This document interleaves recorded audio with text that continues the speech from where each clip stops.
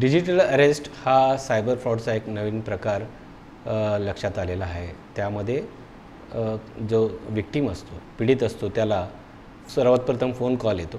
त्याच्यात मी पोलीस अधिकारी बोलतो आहे, मी कुठल्यातरी तपास यंत्रणा, उदाहरणार्थ CBI आहे, ED आहे, इन्कम टॅक्स आहे, ह्याचा अधिकारी बोलतो आहे आणि तुमचा जो फोन नंबर आहे किंवा तुमचं पॅन कार्ड आहे, आधार कार्ड आहे, हे कुठल्यातरी मोठ्या सायबर फ्रॉडमध्ये सापडलेलं आहे, कुठल्यातरी मोठ्या स्कॅममध्ये सापडलेलं आहे आणि तुम्हाला आता आम्हाला अरेस्ट करावं लागेल, अशा प्रकारची भीती दाखवली जाते, घाबरवलं जातं आणि अरेस्ट करायची धमकी दिली जाते।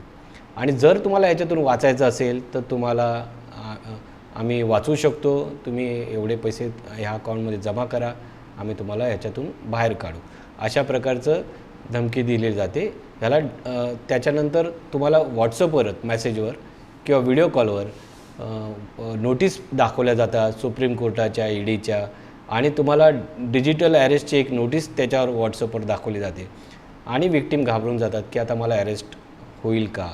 तर अशा प्रकारे हे डिजिटल अरेस्टचे गुन्हे सध्या ट्रेंडमध्ये आहेत। ह्यामध्ये मला सर्व नागरिकांना सांगावंसं वाटतं की अशा प्रकारे कुठलाही पोलीस अधिकारी किंवा कुठली तपास यंत्रणा जी आहे किंवा तपास यंत्रणेतला अधिकारी आहे तो तुम्हाला व्हिडिओ कॉलद्वारे कुठल्याही प्रकारची चौकशी करणार नाही, तुम्हाला व्हिडिओ कॉलद्वारे कोणी अरेस्ट करू शकत नाही। जर तुम्हाला अशा प्रकारचं कोणी फोन कॉल आले आणि कोणी असं घाबरवत असेल, तुम्ही तात्काळ जवळच्या पोलीस स्टेशनला संपर्क करा आणि त्यांच्याकडे मदत मागा।